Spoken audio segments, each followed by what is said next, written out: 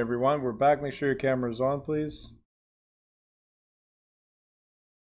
Can anybody tell me if it's streaming on YouTube? Because for some reason it was not coming up. Anybody check, please? YouTube.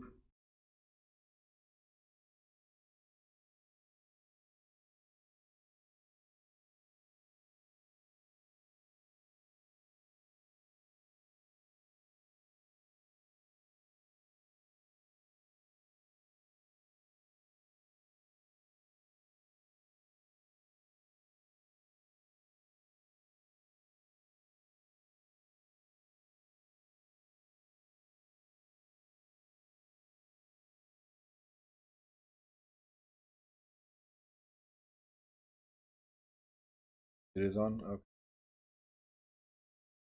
Alright, for some reason I cannot see the chat yet, the chat option. So if you guys are watching on YouTube, you can make comments there. But I don't have the chat option open yet. So I'm trying for the past couple of minutes. Not showing up. You can make comments. It will eventually pop up for me, okay? All right. So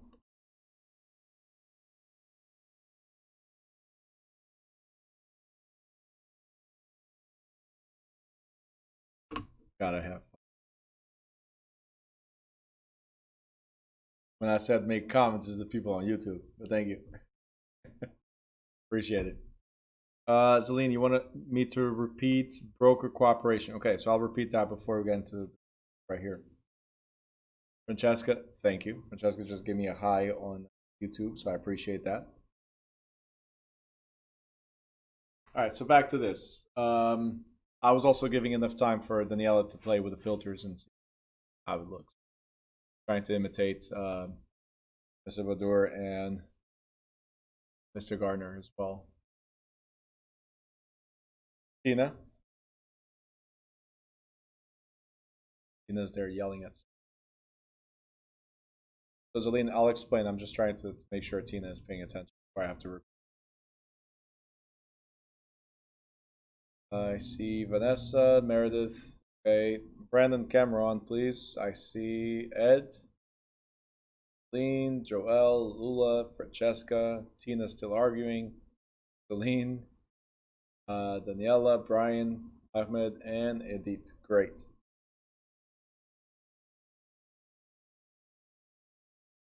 Sure. Sorry. All right. So Celine was asking, can you repeat what the broker cooperation is again, please and thank you. All right. So just because you said please and thank you, I will address it. Celine, broker cooperation. What we said about broker cooperation is that you have to work with other brokerages. That's all it is. It's mandated by state law that you cannot ignore a potential buyer from a different agency. That's all it is. So if you work for a different agency right now and Tina is your buyer, right, and you want to show the property that I listed, I cannot say, no, you're from a different agency. The state law requires me to still show the property to you, right? Now, what could happen is Tina might say, right, that's what she was arguing with right now. She was arguing very profusely about not showing the property to people that are not from your agency. Simple, right?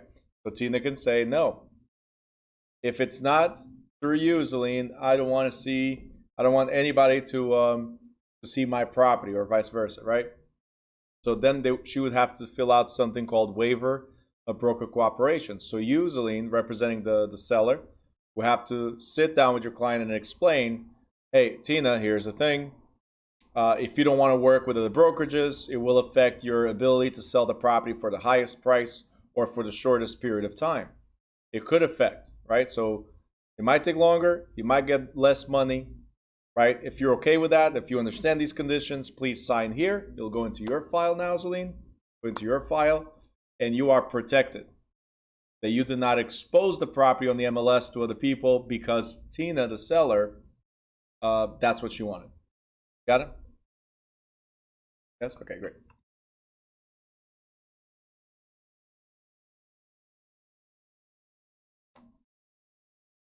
All right, so what do we have here? New Jersey real estate contracts. This is a very short chapter. We talked about basic contracts in chapter 10. And then we talked about real estate contracts in chapter 14, if I'm not mistaken. So the previous version of the book, I knew exactly every single chapter. This one, I'm still catching up. I'm almost there. So now we're talking about New Jersey specific. So there's only 8 pages. But for a contract for sale, how do we handle contracts? Contract handling. Who can prepare contracts? Well, attorneys can prepare contracts of any kind, right? But just like we spoke in the national portion, right? Most states allow salespeople to either prepare contracts themselves or to fill in blanks. See, the state of New Jersey says, hey, there's an approved form for single family, 2 family, 3 family, or 4. It's called the 1 to 4 family residential contract, right? So this is a standard form that we can fill in the blanks. It's available on 1 to 4 family and also on vacant single lots, right? Brokers and their licensees are not allowed to prepare commercial leases, option agreements, or sales contracts for commercial property, industrial property, or tracts of open land. So if it's a lot of parcels, you cannot negotiate that either. I mean, you can negotiate, you cannot prepare contracts. So can we get involved in any of these? The answer is yes. Can we prepare contracts for any of these? The answer is no. We can only prepare contracts which are standard forms. We can only prepare contracts on 1 to 4 family homes and lots for single buildings. So like single family, for instance. Right? Anything above that, attorneys prepare. What we do is called an LOI or letter of intent. So New Jersey has a pre-printed form. Again, like I said, just fill in the blanks. And licensees typically use the pre-printed forms for offers, sales contracts, listing agreements, and so on. Because every transaction or broker relationship is not identical, the licensee may modify the pre-printed form by adding provisions or crossing off existing provisions as appropriate. These modifications should be initialed, if you guys remember, initialed by the involved parties. It is important to note that any handwritten changes overrule what's the printed in the form. So, as an example, let's say this is pre-printed form, and here it says name, and you're going to type in the name. So this is typed, okay? Sorry about my handwriting, but let's imagine that this is typed. Okay, you typed it in. Whatever you type in supersedes whatever's printed. And then you go like, you know what? This type of property does not qualify, whatever, something we found there does not qualify, so we're going to cross it out. This does not apply. Well, if we cross it out, I must initial anything that was crossed out, right? I must also write, let's say I'm writing something else here, right? The point is, handwritten, as we just read here, handwritten overrules printed form, typed form, and typed form overrules printed. So printed is just a piece of paper, a standard piece of paper with standard forms, whatever. We filled in the blanks on the computer, we crossed out a couple of things, right? So that supersedes whatever was pre-printed, right? And now we're going to go by hand and cross things out. Whatever we do by hand is stronger or more enforceable than whatever was typed into it, and definitely more enforceable than whatever was pre-printed in that vacant form. I say vacant because it was blank, right? You guys understand that? We're good? All right, great. Remember, any changes to the contract must be initialed. We're going to talk about that again in a second.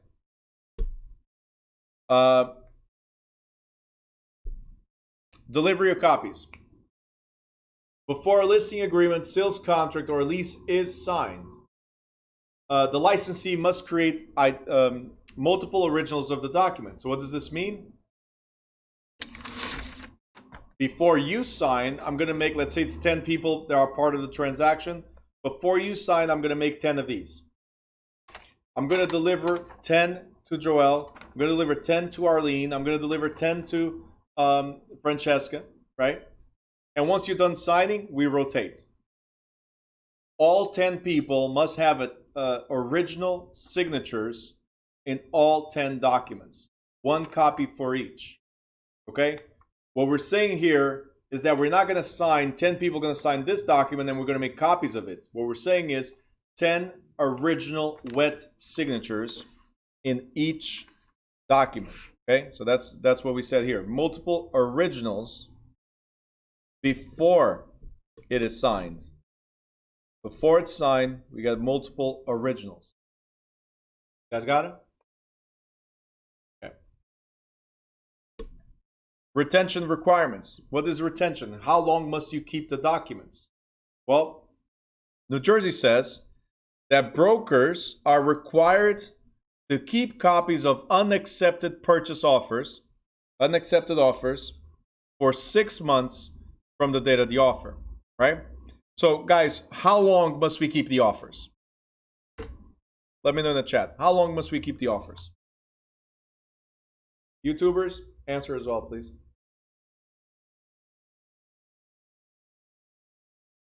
How long must we keep the offers?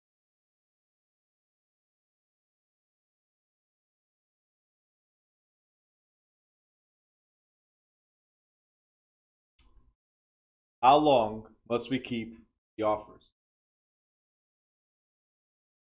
Ruth says 6 years. Rose says 6 years. Up, Ruth. Joining. Jen says 6 months.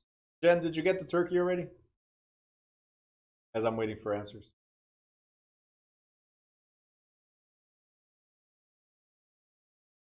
Celine says 6 years. Okay. Cheryl says 6 years in New Jersey. The question is, so Rose says, don't worry, caps is off. Okay. So before I panicked, because she yelled at me 6 years, right? She says, caps is off. That's it. I'm done. The caps off. Edith copied exactly what Cheryl said. 6 years in New Jersey, written exactly the same way. Right?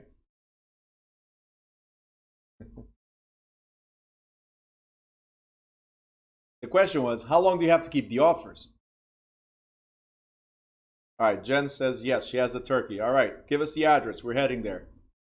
Tomorrow Thanksgiving is at Jen's house. She has the turkey.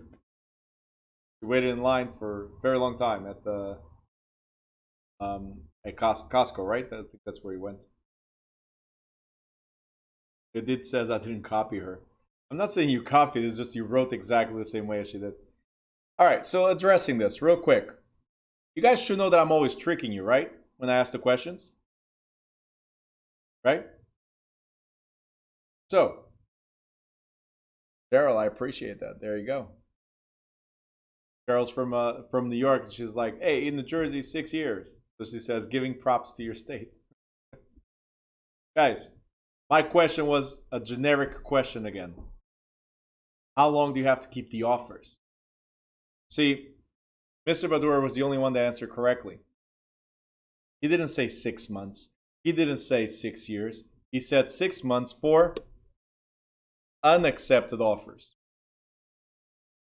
You got to pay attention because there's going to be two answers that are very similar. You need to know what it is. One of them will say all offers. The other one will say unaccepted or accepted, one or the other. The thing is, if it's unaccepted, we have to keep them for 6 months. That's the requirement in the state of New Jersey to rule out discrimination. Because if somebody feels discriminated against, they have up to 6 months to sue based on to take action based on discrimination. Okay, so if it's accepted, then it became a contract. Remember, guys, there's an offer, right? And the offer, if it's accepted, it turns into a contract automatically. So if it's accepted,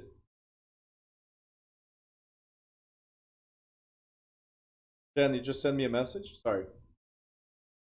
Or it's the message from before. Let me know.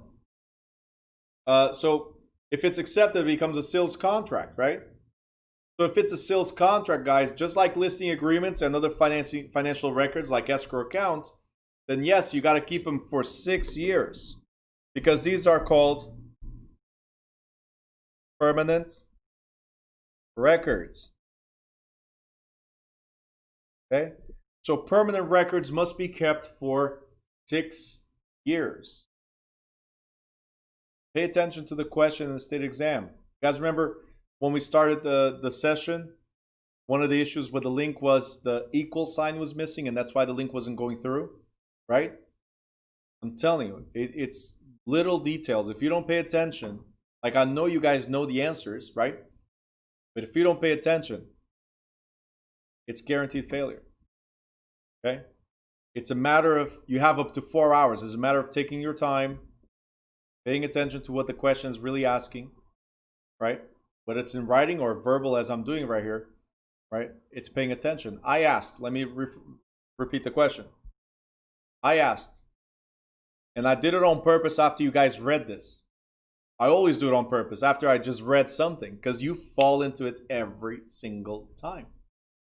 I had just read, you got to keep unaccepted purchase offers for 6 months, and then I ask you, how long must you keep the offers?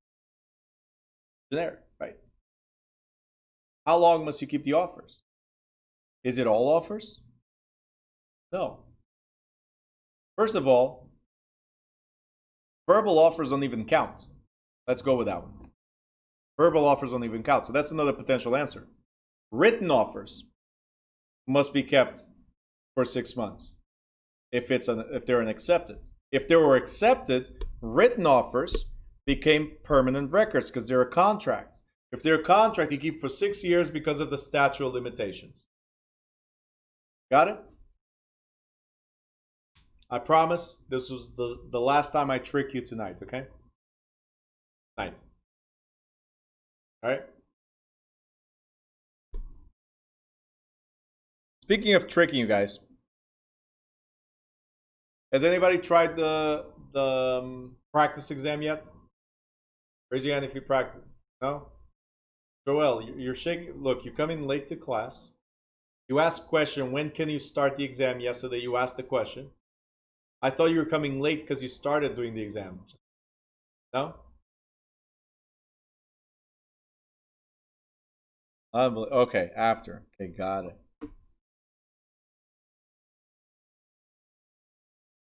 Okay? Make sure you guys, that exam is available. Practice, practice, practice, practice as much as you can. All right? It's available for free until the end of this year. As of January 1st, I'm going to charge $100 per exam.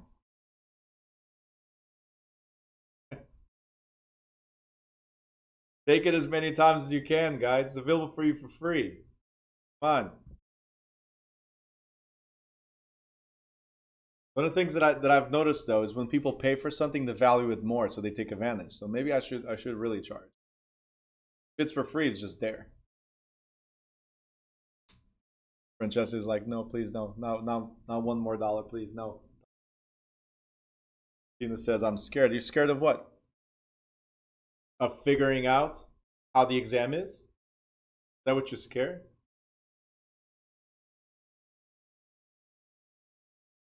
There's no failure. You either learn or you succeed. So once you take the exam, you're learning. It's the practice exam, it's not the final exam. No stress, no pressure. Make sure you treat it as the Zaleen, me too. Make sure you treat it as the state exam though. No books, no distractions. 4 hours fully focused. Okay, very important. Rose says, I'm getting better day by day. That I know. That I know. I saw your score. I get the results right away, so I get your scores. One of the things that's most important, guys, and why I'm stopping here, one of the things that's most important about the practice exam is that you get the results and you get the answers that you failed. So then you can look at it and be like, most of the times I can guarantee you, if you read again, right, and then Mr. Badur, I'm sure you've done this because you keep on putting questions here, some that you really don't get, right? And that's the reason. That's the reason why the practice exam is so important, right? So you go over it, and like the ones that you read, and you're gonna be like, the equal sign was missing, right? The comma was missing. I didn't read that. The unaccepted offers, the accepted offers, the accepts, the all these buts and stuff like that. Once you reread, you're going to be like, that's the problem. And then there's going to be a couple of questions where you're struggling. You're really like, why this, why that? And that's the questions that Mr. Badur's been putting here. Like, I really want to know why. It doesn't make sense to me. Why not this? Why not that?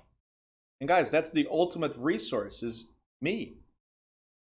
The practice exam is just to give you direct access to me in terms of asking questions and me explaining to you what it is. Whatever you're struggling with in the practice, right? Do it and then ask me. Simple. Don't be scared. Just do it. Okay? In the great words of Shia LaBeouf, just do it. Okay? All right, next.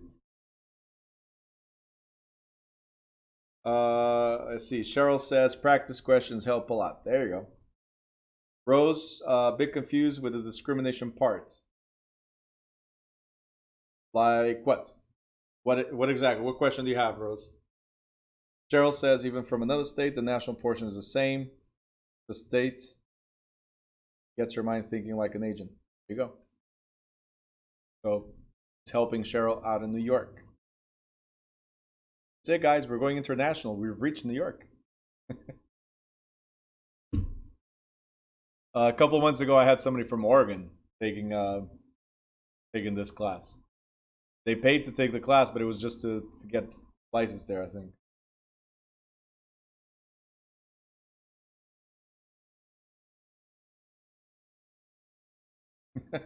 Kevin just says Bruno Fernandes. Great. You know what? Great player, by the way. Came from the best team, just saying. My partner's listening is going to be very upset. Anyway. Rose, redlining, blockbusting. All right, cool. So it's not here, but if you have questions while you're doing the exam, Rose, if you have questions, address them to me. So send me the message. Let me know, hey, Bruno, I did not understand this regarding redlining, blockbusting, or whatever. If you have a specific question, also ask, right? Very, very important, okay? Ahmed says, I was spooked when I saw all the above as an answer. Maybe. There's some like that. All right, guys, moving forward. Statute of limitations. I already said it. State of New Jersey, 6 years. You want to sue somebody because fraud in the transaction or because something was not disclosed to you or whatever, right? Discrimination. Discrimination. I went with Rose. 6-year limitation. If you want to recover the property because of something that might have happened, you want to recover the property, then you have up to 10 years in the state of New Jersey.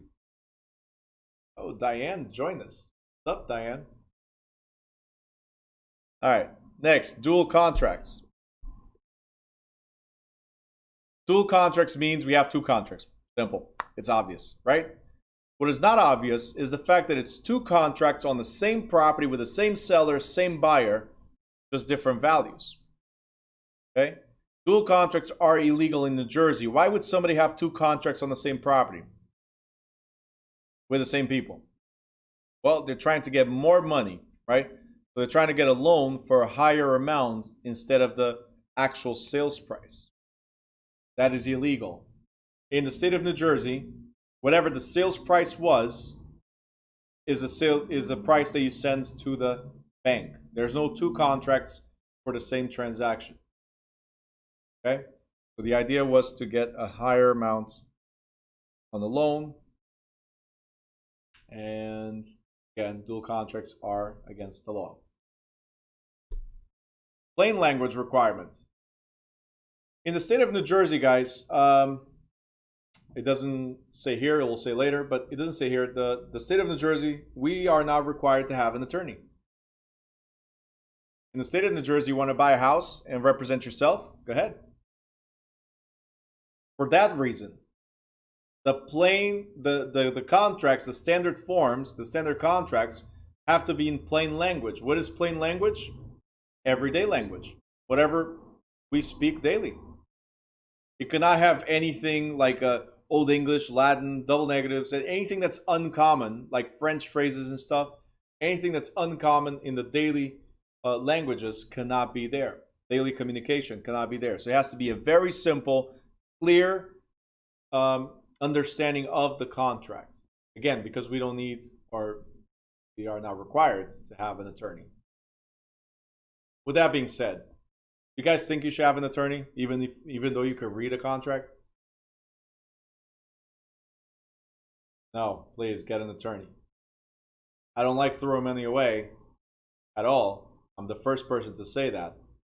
And I tried to do a couple transactions without attorneys. The problem is not on your end. The problem might be on the other end. Protect yourselves, the legalities of stuff, and all of a sudden sending a letter saying, hey, speed up. Like, time is of the essence. You need an attorney.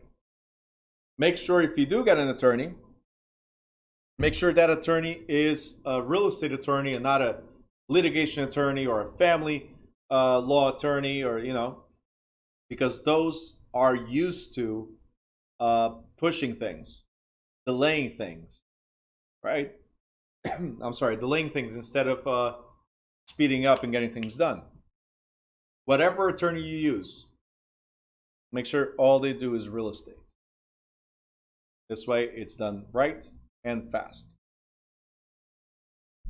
Next, no fee schedule. I think you guys already know that the commission in New Jersey is 6%, right? The standard commission is 6%, guys? Let me know. What is the standard commission in New Jersey? Cheryl, absolutely. It goes back to it's not my monkey. Commission in New Jersey, guys, what is it? Standard 6%? Francesca, I thought I read something different. All right. There's no standard commission. Thank you, Ed. There's no standard commission. It's negotiable. In fact, with every listing, you must have this. That says you have the right to individually reach an agreement, right, on any fee, commission, or other valuable consideration with any broker. No fee, commission, or valuable consideration has been affixed by any governmental authority or by any trade association or MLS, multiple listing service. So you are entitled to negotiate, seller. Okay? This is included only on 1 to 4 family. Of course, in commercial, everything is game, so you can say whatever you want. It's business to business, right? In residential, it's directly to the consumer, so they have a bunch of protections. Letter of intent. We call this LOI, letter of intent. And LOI, guys, we use this when it's commercial property, industrial property, anything above 5 units, right? Anything that's not normal, right? Like 1 to 4 family, there's so many single families, so many 2 families, 3s and 4s. But how many 5 units are there? How many 6 units are there? Not many, right? Commercial is something specific, something unique, not like houses, right? So we do not prepare contracts. We prepare an LOI, and we send that to the other party. If the other party agrees, and you know what? Who's your attorney? Here's my attorney. Let them communicate. So the cool thing about commercial is exactly this. We don't get involved in drafting contracts. It's a simple, my client intends to offer this much for your property. You accept. Simple as that. Residential, we prepare the whole 14 pages of the contract as an offer. If accepted, then it becomes binding. Simple.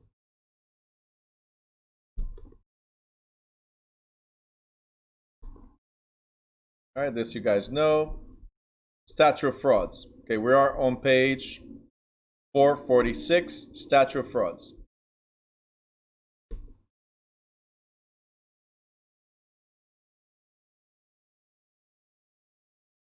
Ready? Lula, medication is kicking. All right. Next. Statute of frauds.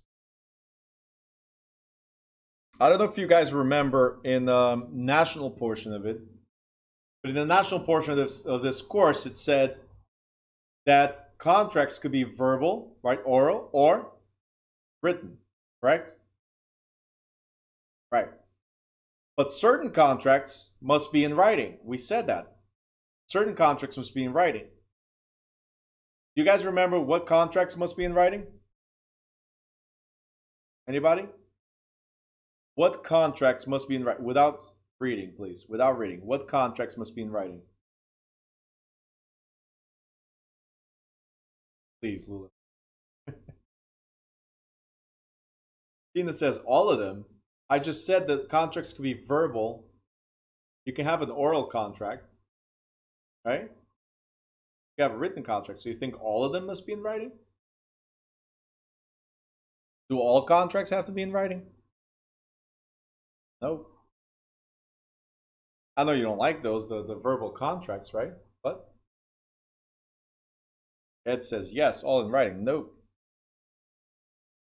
Be enforceable. Yes, but which contracts must be in writing? What do you remember? Which contracts must be in writing?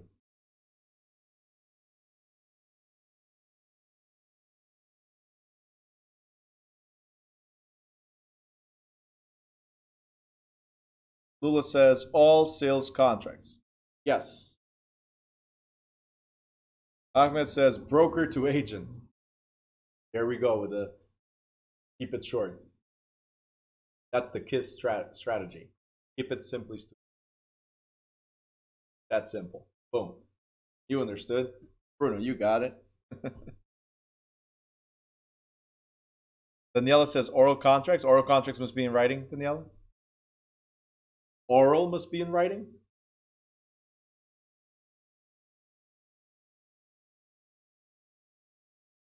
I'm going to give you guys a discount because it's Tuesday, okay?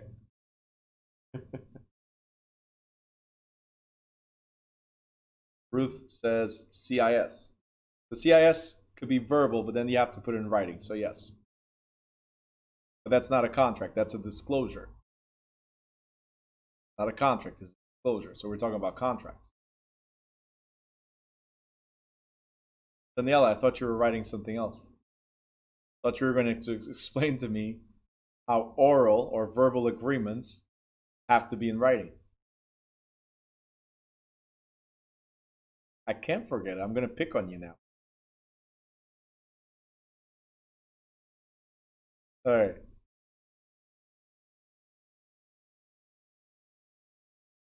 Look. Contracts for real estate transactions. We're talking about sales. Must be in writing. Real estate brokers' independent contractor agreements. Right? So the commission agreements. Right? Leases for 3 years or longer. In the national portion, and this is what I was trying to get to. In the national portion, these are all standard. But in the national portion, it says leases for 1 year or longer. Jersey says, up to 3 years, it could be a verbal agreement. But 3 years or longer must be in writing. Okay, so if it's a lease of 3 years or longer, it cannot be verbal, must be in writing. And then contracts by lenders for loans greater than $100,000. These are the contracts that must be, no matter what, in writing. Okay? And it relates to real estate.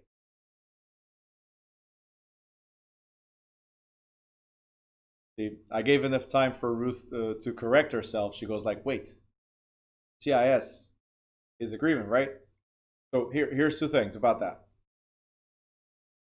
CIS is a disclosure. Agreement could be deemed as a contract. Because we agree. We both agree to something, right? To do something, usually. In this case, being a disclosure, we are in agreement of the terms of the agency. Doesn't mean we engaged in the terms of the agency. So I kind of go with that for you, Ruth. But remember, change agreements or contracts, the CIS is a disclosure only. Does not require any type of adherence to it. It's really just, hey, just like the book. The book is available. Here's the info. Okay? You're not liable to anything that's here in the book or for anything here in the book. All right? Exceptions to contracts that must be in writing. As of January of 1996, the Statute of Frauds, New Jersey Statute of Frauds, was amended to also include oral agreements to be enforceable. Ed, that's the only reason why I still did not address what you wrote, because we were coming here. Oral agreements might be enforceable as of 1996. They're as strong as something in writing if you have clear and convincing evidence.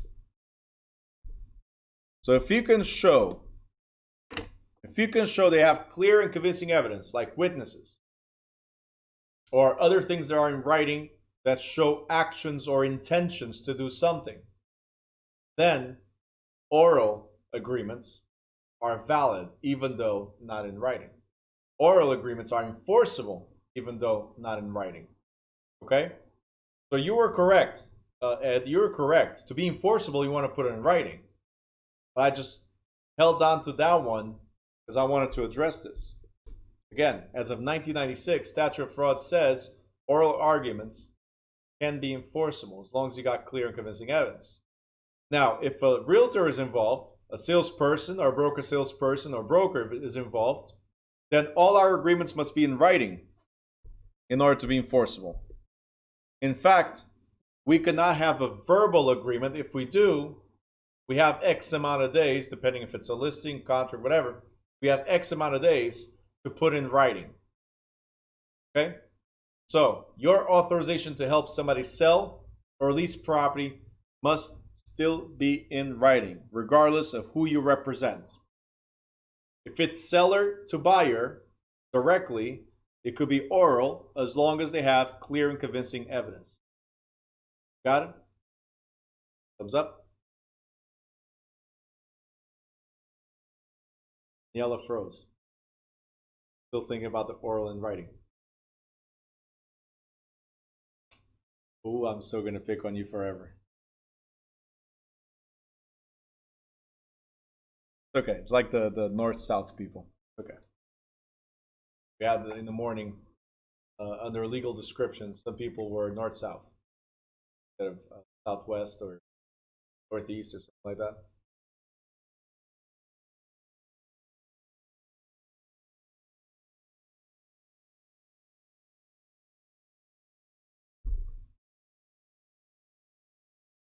To make sure, yeah, you have to put it in writing after. That's a nice save. I got you. I just wanted to, I was waiting for you to say that.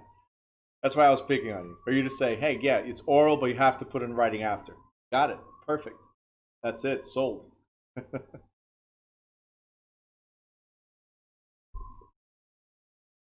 This is why I slow down, guys. This is why I slow down certain things, to give an opportunity to people to redeem themselves. You see how it is? I knew what she was thinking. You just needed to voice it out. That's all.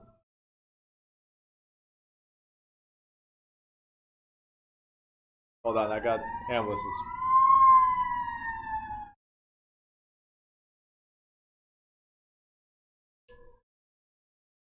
So if you guys know anything that blocks the sound from the windows that I have here, if you guys know anything that blocks the whole Route 21, let me know.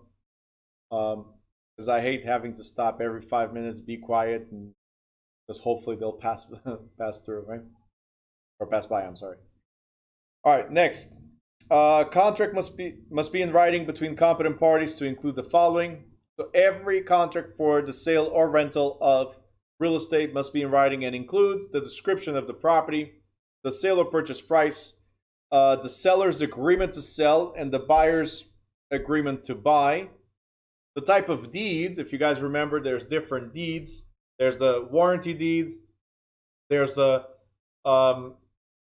bargain and sale deed with some or special warranty deed with some covenants against the grantor. there's a straight bargain in sale deed with no covenants, and there's a quitclaim deed.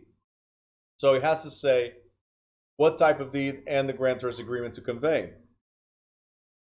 It has to stipulate the time and place of the transaction closing, and it has to have signatures of the parties to the transaction. Okay?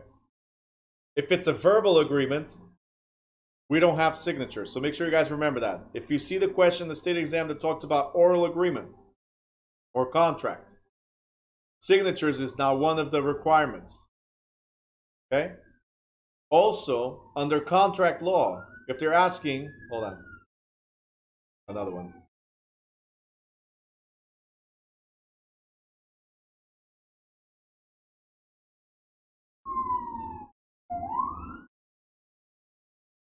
All right. So also, under contract law, this could be a question. Under contract law, all of these are required to make a contract valid, except, again, signatures will be there. Because when they talk about contract, you guys automatically assume real estate. Contract law is general contract law, and there's verbal contracts, oral agreements. Do you think we need a signature in an oral agreement? The answer is no, because it's not in writing. Where are we going to sign? In the air? No, it's oral, not in writing. Okay? All right? Tina, thank you for sharing the ice cream. We all appreciate it, by the way. Next. The following may also be included, not a requirement. They may also be included, like financing contingencies. I'll buy this house if I get the mortgage. Earnest money deposit amount. It's not a requirement, but here's $1,000 towards this purchase. Evidence of title. Property inspection contingencies. Megan's Law statement. Off-site condition notice. Zoning notice. CIS receipt acknowledgement, so that you received it, right? And other related provisions and contingencies such as FHA or VA requirements, seller's escape clause, or liquidated damages clause. So all of these may be, or some of these may be included in the transaction. These are the most common things to be included in the contract for a sale transaction. Lead-based paint. If the property was built before 1978, guys, you know this. Property was built before 1978. Roughly 70% of the properties built before 1978 had lead-based paint in the house. So roughly 70% of all homes built before 1978. And it's very dangerous. So, because the property was built before 1978, the seller must give the buyer 10 days to inspect the property for potential lead-based paint, and realtors, salespeople, brokers, salespeople, and brokers. We have to provide the EPA pamphlet about protecting your family from lead, right? And reference that they have the 10 days to inspect. We're the ones responsible for making sure they understand it. They can waive it. They can say, hey, you know what? I don't care about that. Lead-based paint, no problem. I'll waive the 10-day inspection period. Let's move forward. So they can. It's an option in the agreements.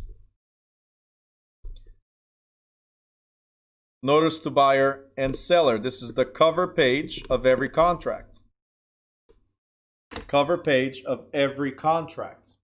So every sales contract must include a notice to the buyer and seller, which provides information that should be read before signing the contract.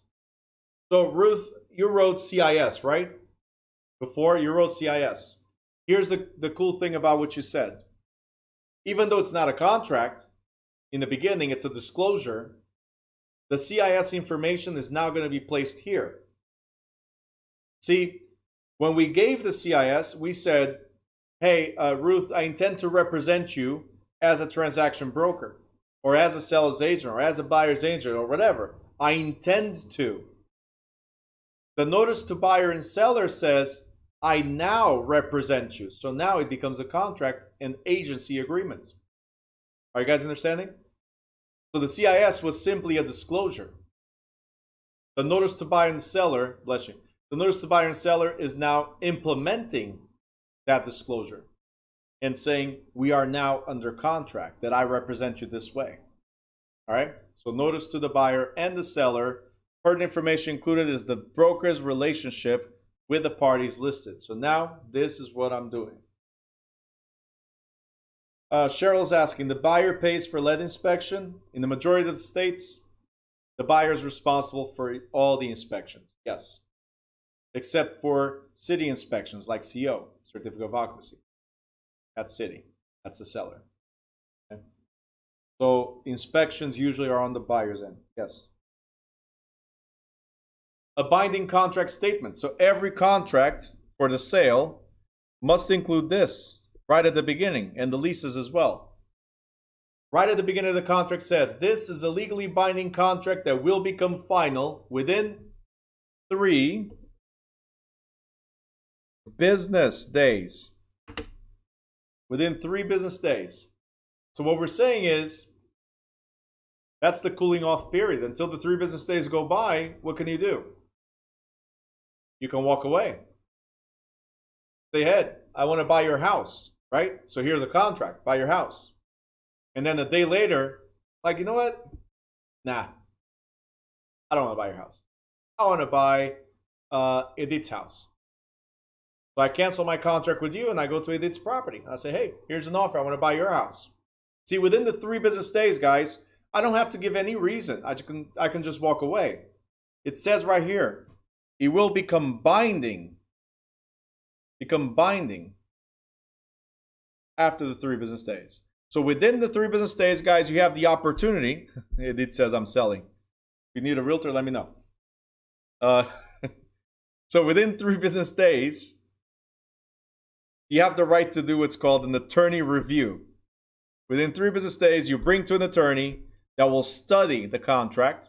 That means they'll verify everything that we agree to.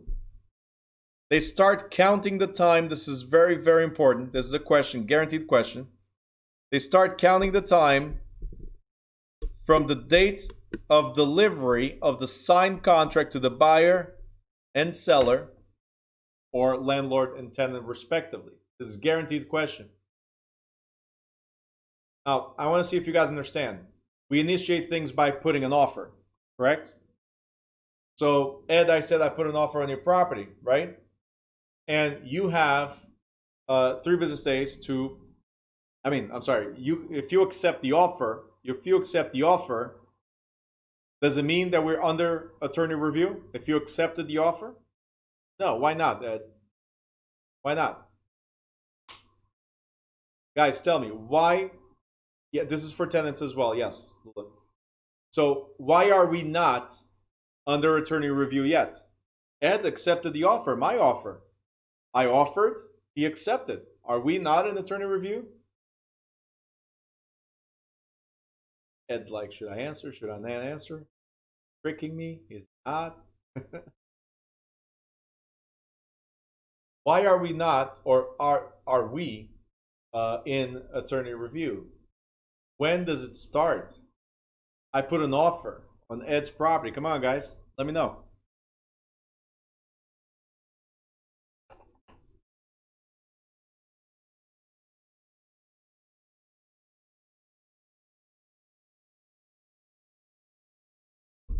Anybody?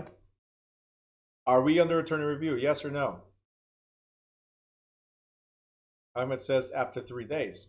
Nope, after 3 days it's binding. Attorney review is within the 3 business days. Repeat, please. Please. Brennan says yes. I don't know what yes means. Saying yes that we're in attorney review? My question was, I put an offer on Ed's property. Cheryl, perfect. I put an offer on Ed's property, right? And Ed accepted it. Are we now in attorney review because Ed accepted it?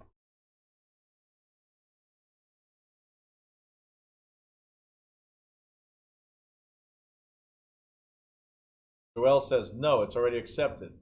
Brendan says no, nope. Oh, wait. Funny.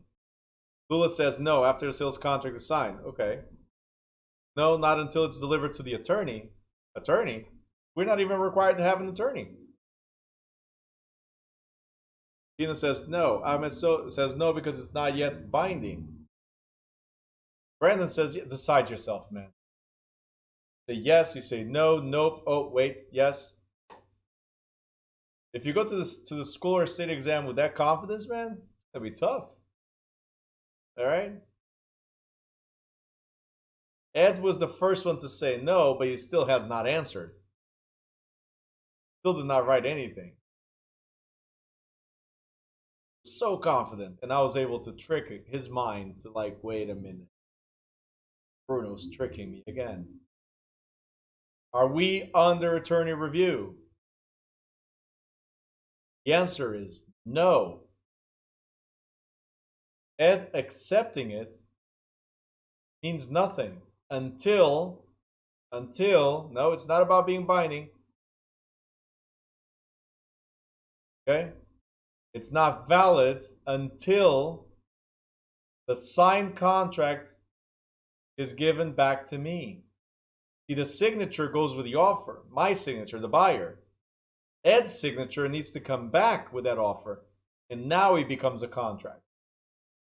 A lot of realtors fall for this trap where the other side says, hey, offer was accepted. And they go all cheerful and let the buyer know, hey, your offer was accepted. We're moving forward. And then 5 minutes later, oh, I'm sorry, they went with somebody else. Until I receive a signed contract, I put the offer, Ed accepted it, signed, and sent it back. Until I receive, both of us have the signatures of each other in that piece of paper. Until that happens, the 3 business days does not start counting. So attorney review only starts once I, the buyer, get the signature of the seller on that paper. And I see it in my hands. Boom, signed, accepted. You guys got it? It's key that you understand. Guaranteed question. Okay? Guaranteed question. Ruth says, now it makes sense to me. There you go. Good.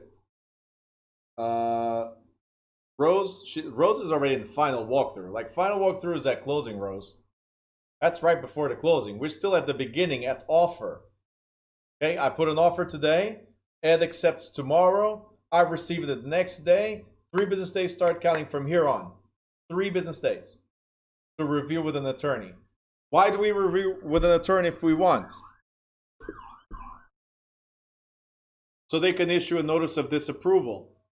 This is where the attorneys go back and forth, bickering at each other. Hey, line 109, remove. Line 1001, change. Line whatever, do this. Like, this is where they go back and forth.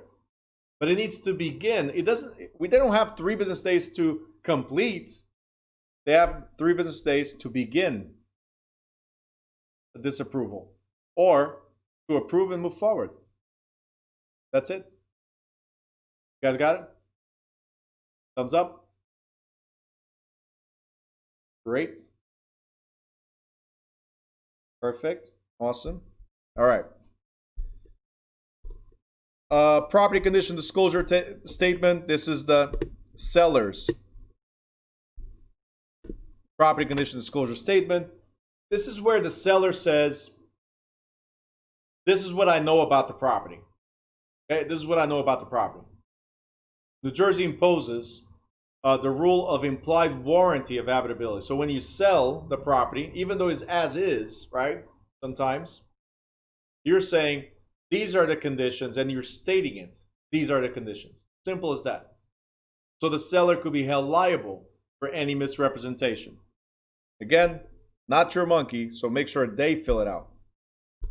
And so on. You guys already know this. Listing agreements. Listing, you deal with the seller. You guys know that. Let's see what we got. In New Jersey, there's 3 types of listings that are allowed, and you guys already know these. Exclusive right to sell, exclusive agency, and open listing, right? You already know this. If it says exclusive, there's 1 broker, correct? If it says open listing, there's multitude of brokers looking for a buyer for your property, okay? The difference between these is that in these 2, if the seller sells through his own efforts, like the seller finds a buyer without the aid of the broker, the seller does not have to compensate any broker. In this one, like in these two, there's only one agency, but in this one, doesn't matter who sells the property, the brokerage still gets paid. All right, so that's the difference. You guys remember this, right? Up. All right, cool. The listing terms, like the other ones in the national, there has to be a beginning and ending date. So it's a 6-month listing, it's a 2-week listing, whatever listing, right? It has to show the list price for the sale of the property.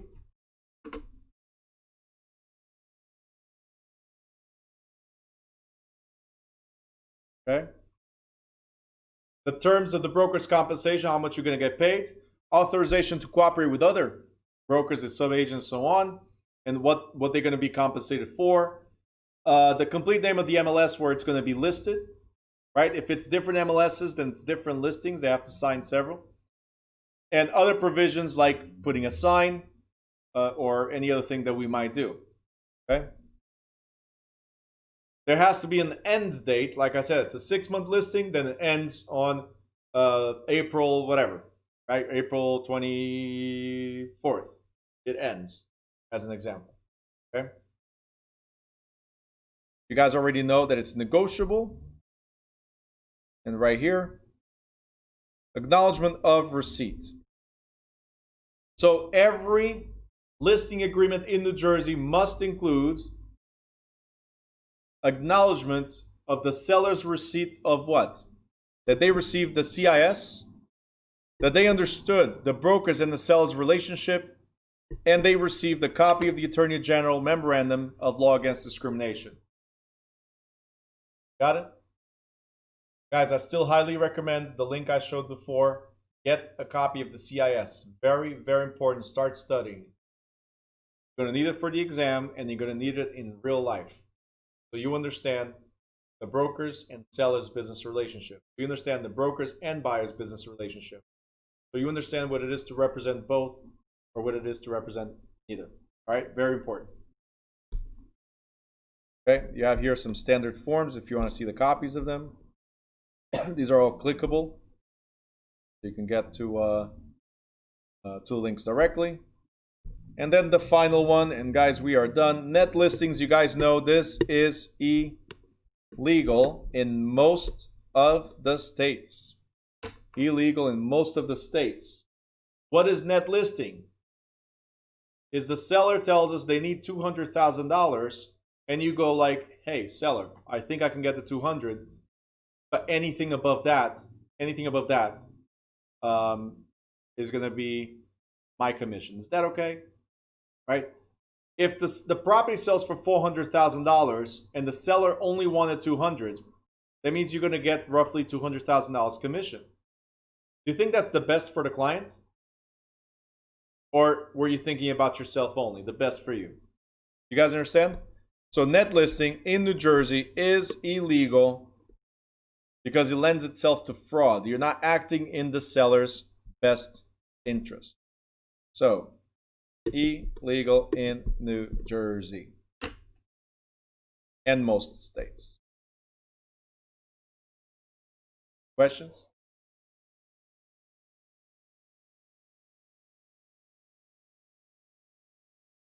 Pros, no questions. Guys?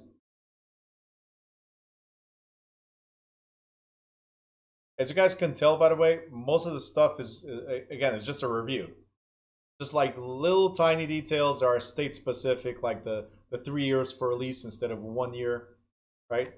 Very specific in that sense. Other than that, they're all the same. So that's why I use it more as a review versus actually studying it.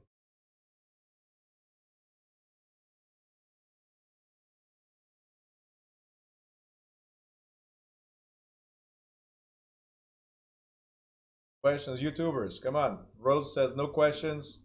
What about the rest of you? I'm waiting for Ahmed to finish typing.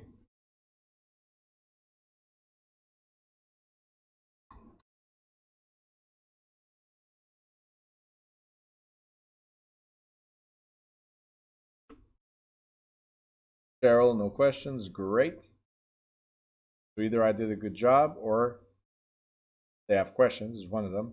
They don't want to ask. But I think you guys are good, right? Let's see here. Ahmed says broker training will be important to streamline these documents. Yes, absolutely. Look, oh, you're very welcome, guys. You're very welcome. So, very important, guys. Broker training, leadership. Leadership is key. So wherever you guys go, there has to be training. And some agencies are now turning more into the online. I mean, look what we're doing, right? That's what we're forced to do. But a lot of these companies are turning into the online and deal with it type of thing, right? We still strongly believe, Pedro and I, like, I'm more of the tech guy and I'm more of the virtual option guy. But when it comes to training, I think there has to be a hybrid, a combination. Like the availability of doing it online, great. If you don't have the hands-on, right, Ahmed, to get to this, for instance, streamline the checklist and all. If you don't have the hands-on, there's no online program, as of right now, that I know. There's no online program that's going to help you. For you to succeed, you still need that hand-in-hand support. That's what I believe, especially in the beginning. After that, once you know how to do one thing or another, contract here, contract there, then you start freeing yourself up from your broker, making your broker very happy, not because you're not there, but because now you're on your own. That makes sense? So you're being successful on your own. But yeah, broker, it all comes back to broker training.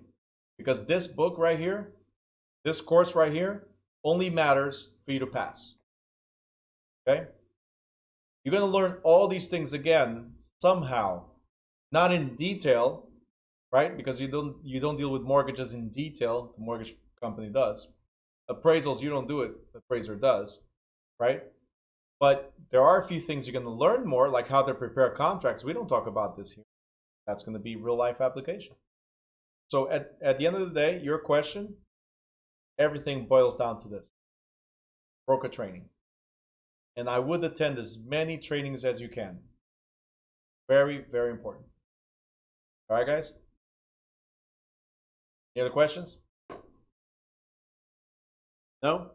All right, cool. So with that being said, I'm going to bid you guys good night. I'll see you, some of you, if you're available, see you tomorrow at 10 a.m. If not, I'll see you guys at 5:30. Make sure you shoot some questions. I'm ready to answer, okay? See you guys.